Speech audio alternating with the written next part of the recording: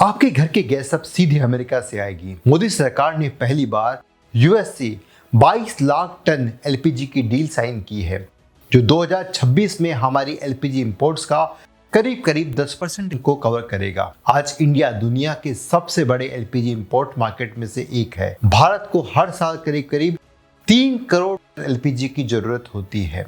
उसमें से लगभग 65% के आसपास हमें इंपोर्ट करना पड़ता है। अभी तक इस गैस का 90% से ज़्यादा हिस्सा सऊदी अरेबिया से, यूएई से, कतर से, कुवैत से, इन जैसे मिडिल ईस्ट के देशों से आता था। अब पहली बार आईओसी, बीपीसीएल, एचपीसीएल ने मिलकर के यूएस गल्फ कोस्ट से 22 लाख टन का एक एलपीजी का स्ट्रक्चर्ड कॉन्ट्रैक्ट साइन किया है।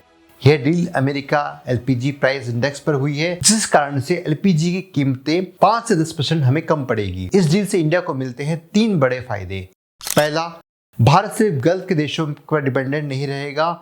कोई भी टेंशन अगर गल्फ के देशों में होती है तो यूएस से सप्लाई को हम बढ़ा सकते हैं। दूसरा बड़ा फायदा, ये डील अमेरिका के प्राइस इंडेक्स से लिंक्ड है, जो कई बार मिडिल ईस्ट के देशों से सस्ता पड़ता है। और तीसरा, ट्रंप ने इंडिया पर 50% टैरिफ लगा रखे हैं। अब यूएस से ज्यादा एनर्जी खरीद करके इंडिया ये सिग्नल दे रहा है कि हम अमेरिका और भारत के बीच में जो 45 बिलियन का ट्रेड डेफिसिट है उसको भारत कम करना चाहता है। इसका मतलब ये नहीं है कि इंडिया रशिया और मिडिल ईस्ट को छोड़ रहा है। ऑयल के लिए रशिया अभी भी एक बड़ा पार्टनर है। एलपीजी के लिए गल्फ कंट्रीज इंपॉर्टेंट रहेंगे। आपको क्या लगता है, US India LPG deal Trump के टैरिफ का जवाब है या इंडिया यूएस के बीच होने वाली ट्रेड डील का एक ट्रेलर है?